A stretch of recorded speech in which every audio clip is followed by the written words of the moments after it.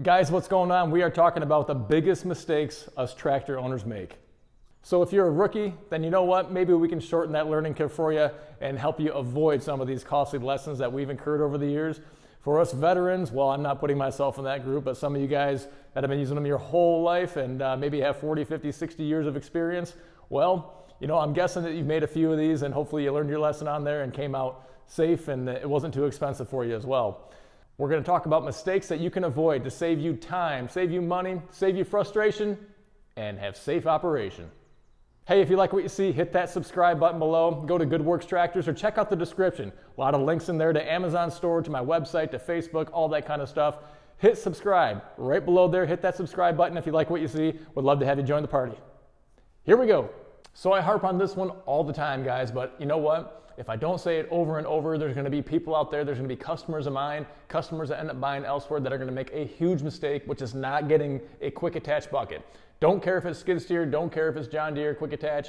Do not get a pinned down bucket. You're doing yourself a disservice, big time. And it's going to cost you money down the road when you say, hey, I want to convert that over. It's going to cost you twice as much to convert it then as it is to do it up front or to get a tractor that already has it on there. But I'm telling you, the quick attach bucket means you can take that bucket off in a heartbeat. You can put on pallet forks, you can put on a snow pusher, you can put on a grapple, you can put on a bale spear, you can put on all sorts of stuff on the front end of this. Open up that versatility. A tractor and a loader, they're just a basic tool, okay? Everything else you attach to it on the front or the back, that's what's doing the real work. And so give yourself that flexibility, that versatility. Don't make the mistake of buying a tractor that has a pinned down bucket. I'm telling you, you're gonna regret it. It's gonna cost you more money. It's gonna make you mad and frustrated. Don't do it. You know what, guys? I have done this one more times than I care to share.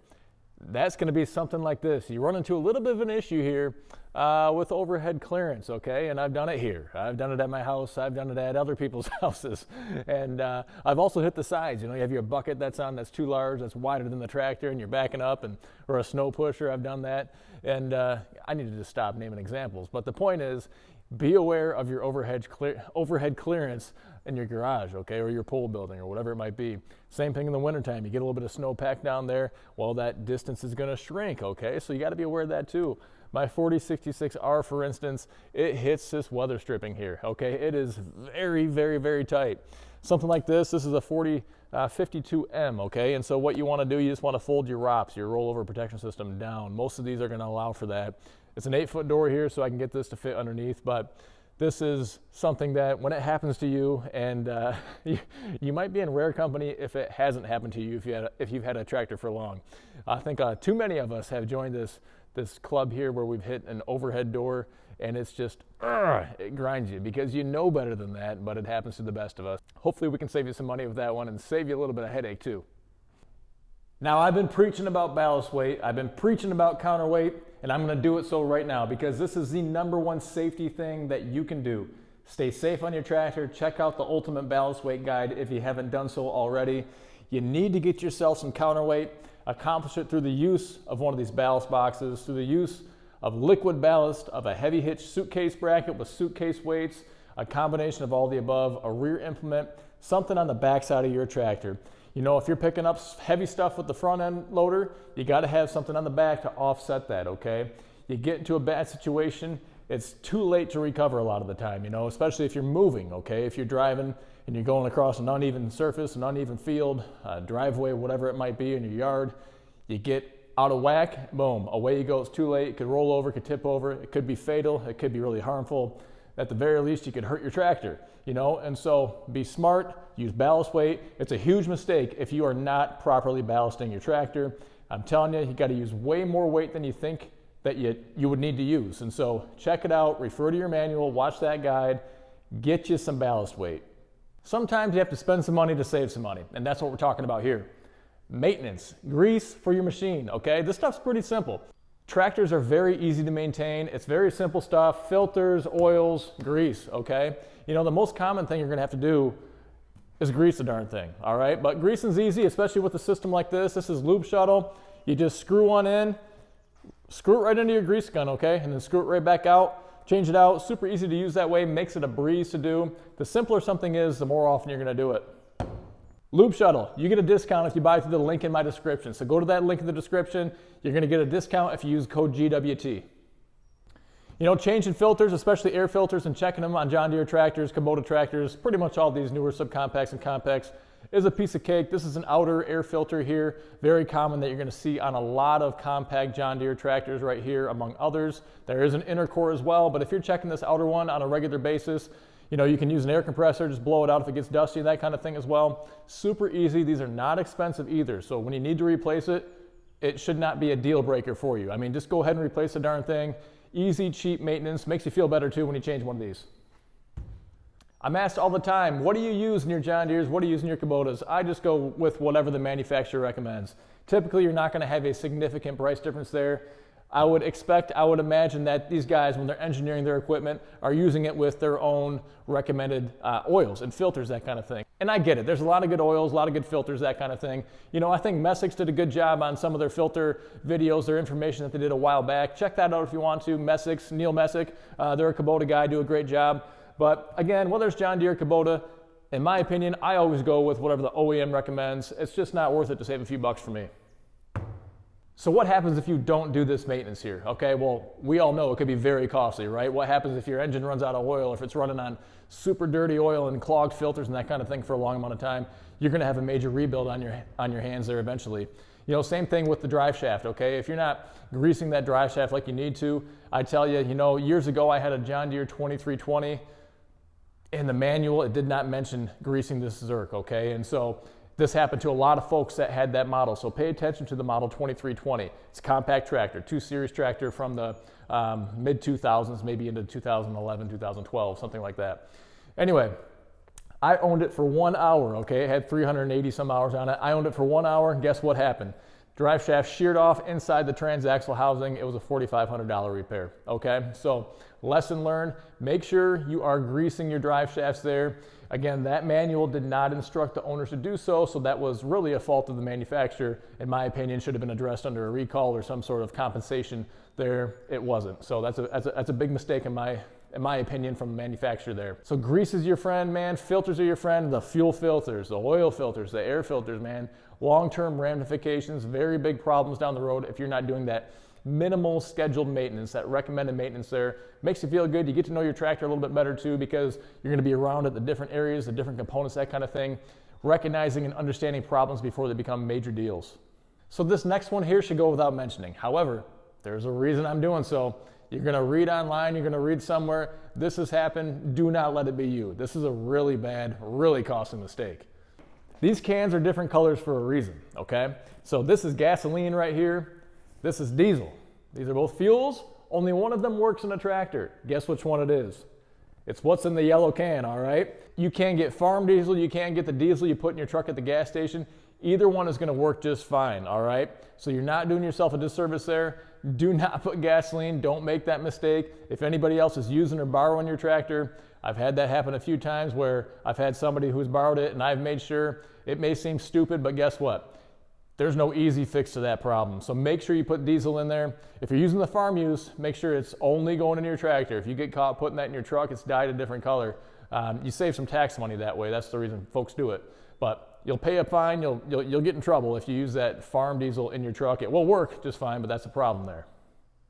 But what you can do in the wintertime at least is add something like an anti-gel treatment. I've done a video on this. Take a look on my channel, but anti-gel is going to help you out in the wintertime. That's about the only other thing you want to add into your tank is something like this, okay? No gasoline, diesel fuel, and maybe a fuel treatment.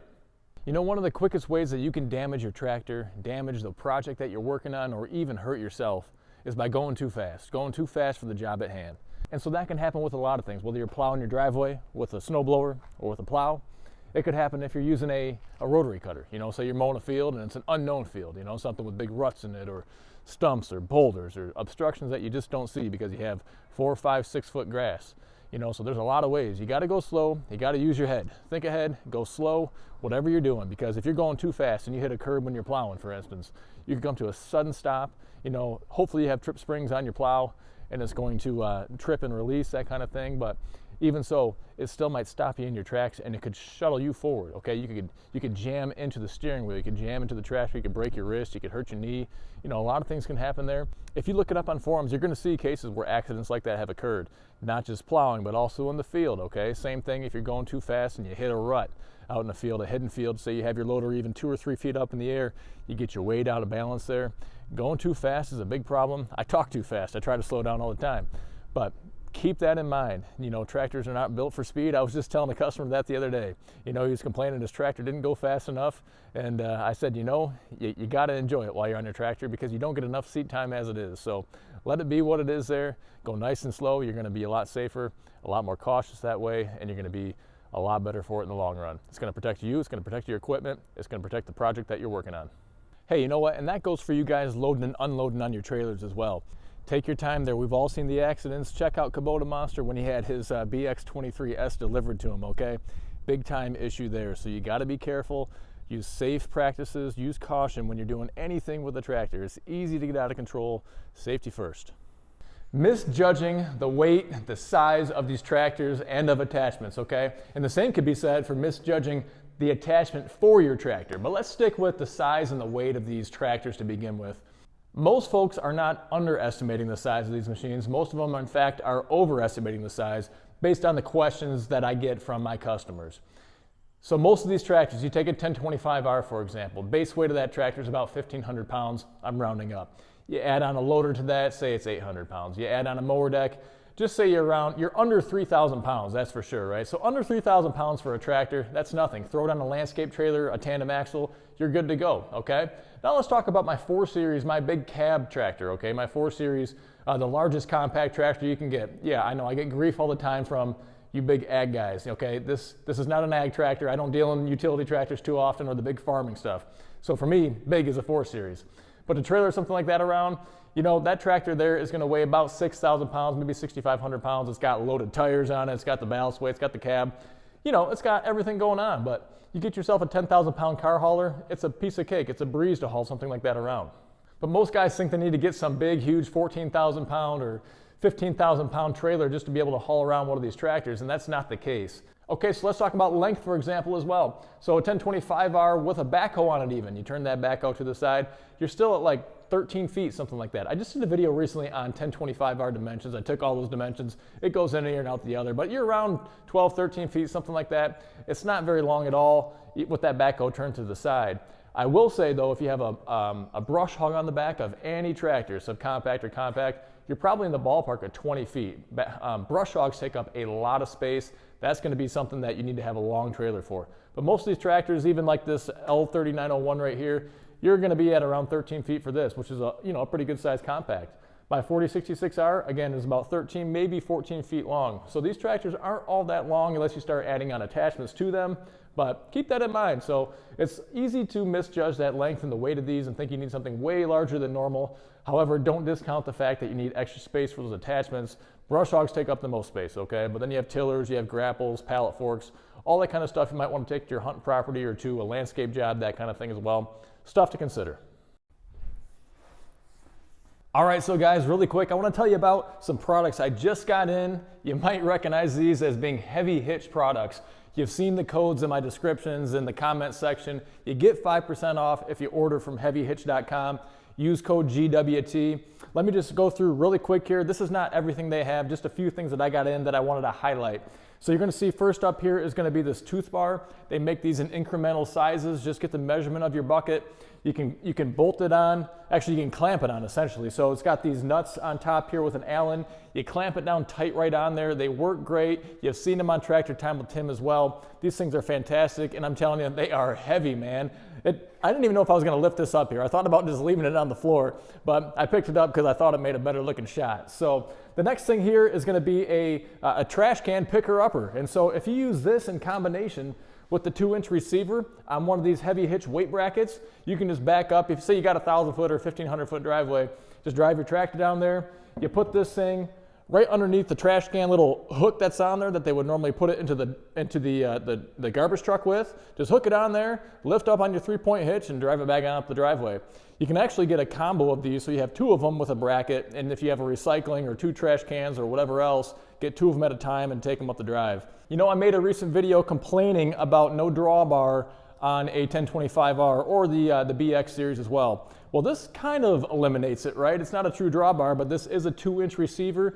There's a black plate that's on the back of your 1025R. You can take that off and bolt this right in place of that, okay? And then you got a 2-inch receiver here, and just take the one that's out of your truck, use it in here, away you go. So not a drawbar, but you know, gives you a lot of flexibility.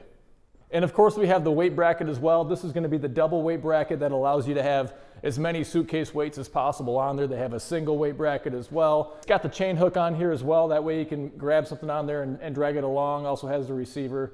Really good, heavy duty. This thing again, super heavy. I thought about leaving it on the floor, but I'm not that big of a wimp, so I picked it up. Some great products here, Heavy Hitch, 5% off with code GWT. As you can see, made in the USA. It goes without saying that all your hydraulic connections need to be made completely and securely. So lots of times you're going to run into instances where you think that you've got a quick coupler here connected and you actually don't. And a good way that I always check is I give it a yank. I give it a yank back and see if it'll pop out of there or not. You know, and so sometimes that's just not a foolproof test, and so it could still not be connected.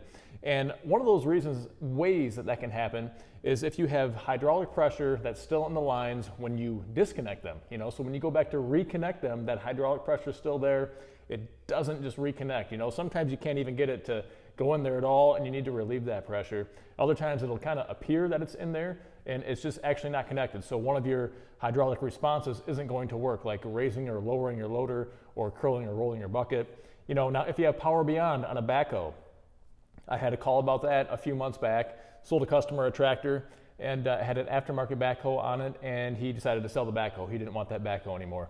And so he had taken the backhoe off and then wanted to use the 3-point hitch after that. Couldn't get the 3-point hitch to respond, the rock shaft control. And he didn't reconnect the power beyond circuit there when the backhoe was off. And so all these circuits, you know, there's a reason that they have to work in unison, and that they call them the circuit. So they got to be connected from point A to point B to have that flow go where it's needed. Otherwise, if it doesn't have anywhere to go, you're not going to have the pressure that you need, and therefore not get the response you need. So on this tractor here, I'm going to show you what to do if you get in a situation that you have too much built up pressure and you can't get this coupler put back on. So typically what you would do if you want to disconnect your hydraulic couplers is you would work this loader joystick in every direction before you disconnect them here. By working it in all those directions, you're going to relieve that built up pressure after the machine is turned off, and it's going to make it a lot easier to reconnect them later. You'd be able to disconnect them either way, which is what I'm going to do here. And I'm going to show you how you can't get it reconnected and then what to do. Okay, so I'm going to go ahead and show you what to do in case you forget to relieve that hydraulic pressure before you disconnect your lines. So I'm going to go ahead and disconnect this one here.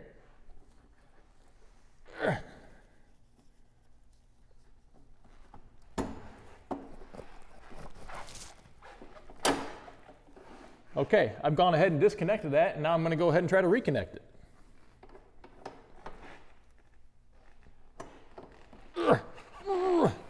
Nope, can't do it.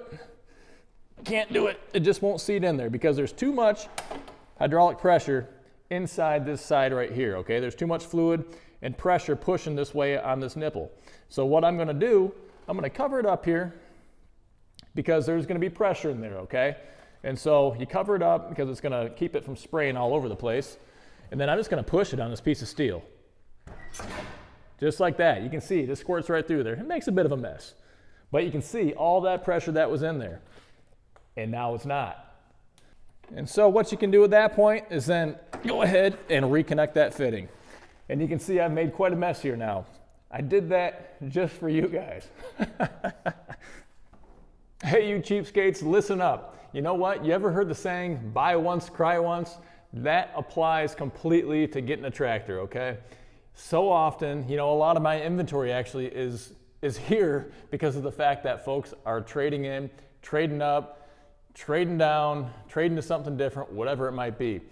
So get that pain over with the first time. You know, if you're tight on a budget and you're getting a cheaper tractor because of that, it's not a smart thing to do. You know, you're going to cost yourself more money in the long run. Figure out a way to maybe get a little bit more of a down payment, or perhaps stretch those payment terms a little bit longer if you need to, until a future date comes and you can redo that, or you can pay more a year from now, whatever it might be. you know, you're gonna pay less overall. It really hurts to trade in a tractor. You're just simply not going to get the value out of it that you purchased it from. It's just reality. So I'm telling you, it happens all the time with me, with other dealers around the country. Get the right tractor. Don't buy too small, don't buy too big. If you want a cab, get one with a cab. Whatever it might be, just get the right tractor for you the first time. And I know that can be tough. It can be a daunting task, especially if you're a first-time tractor owner, you don't know what to get. You know, and a lot of these tractors can do quite a bit of work. Sometimes you need to have a loader capacity, a certain minimum lift requirement on a loader, for instance, like if you're lifting a round bale. You know, but lots of times if you get something like a 1025R, a really small subcompact, you can still do the work. It's just going to take you a little bit longer. You're going to have smaller attachments. So that's not necessarily a bad thing. It's something if you have a certain minimum requirement or a maximum requirement, perhaps it's size or getting through a gate, for instance, or again with the round bales or, you know, sidewalks. If you have to have something that fits on a sidewalk for commercial plowing or that kind of thing. You know, there's a lot of reasons to get a tractor. Make sure it's the right one the first time because it's very expensive, an expensive lesson if you don't do so. You know, a big no-no, a big taboo item in the tractor world is modifying your rollover protection system, your ROP system. Do not go drilling holes in here. Do not go cutting it off and then re-welding it shorter so you can fit it in your shed. Don't do that stuff. You know, it's a huge liability concern. You're not going to be covered if something does happen because they're just going to point to that. It could lead to premature failure as well. There's just a lot of reasons not to do that. If you want to add on some lights to it, get some clamps, you know, get some clamps on here, you know, utilize another hole that might be on here already that could be designed and engineered into the design of the structure, you know, and lots of times, most of the time I should say, these are going to have folding rollover protection systems on them. So you can fold it down to get underneath whatever it is. You saw more of that modification where folks were chopping them off and re-welding them or just chopping them off and leaving them like that on the earlier generations of ROPs when they didn't have the folding partition that they do now. So again, do not modify that. It's a safety concern, it's a liability concern, and just something you want to stay away from. So out here at my shop, you know, I try to keep all my tractors stored inside as much as absolutely possible.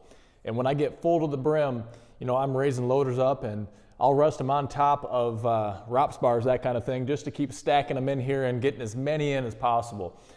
You know, and so I don't know what happened. I must not have connected a bucket the whole way, but I had a bucket resting on top of a ROPS bar like this, and I left it there for a couple days. I must have been gone and came back out. And the loader arms were somewhere down here and the bucket was halfway attached and halfway detached, and just it was a real dicey situation. You know, I had to try to figure out how to get this bucket back onto the loader. It was partially on without falling down and crashing down on the tractor that was underneath it, you know, and then and get it back on there and off. And you know, those buckets, this was on a 4105 I think it was, and so it was a big bucket, you know, a 6-foot bucket on there. Not light and easy to maneuver around. I think I had my brother help me out with that if I remember right. But what I'm trying to tell you, hydraulics are going to leak down over time. It doesn't matter if it's a Kubota, a John Deere, whatever manufacturer. So if you store your loader up and you don't have anything underneath there propping it, it's going to leak down over time. Same thing can be said with a backhoe. You know, you've got little pins in here that can keep those things from drifting down. That's the whole point of them. You know, hydraulics leak over time. And so if you have a small storage space and you are storing everything in there as compact and nice and tidy as possible and think you're doing a great job, make sure you account for the fact that it's going to drift down over time unless you've got something to prevent that from happening. So it could go through a shed wall, a garage wall, your drywall, into something else you don't want it to bang into. It's happened to me. I know it's happened to other folks. Something to be aware of. Don't let it slip your mind because it's going to be a costly and frustrating mistake to make once you realize what's happened. And when you realize it, it's going to be too late. Guys, well, that was enjoyable. I had a good time. So thanks for watching the biggest mistakes that tractor owners make. If you've got some others to add to the list, make sure you leave a comment in the section below down there. Give me a thumbs up, give me a thumbs down. Make sure you hit that subscribe button if you haven't done so already. If you have been subscribing, I really appreciate it. Make sure you head on over to goodworkstractors.com. Check the description as well. I put a lot of links in there. I've got some good products for tractor owners in my Amazon store, light bulbs and other accessories that you can get for your machine. As always, thank you so much for watching. Until next time, take care. We'll see you soon.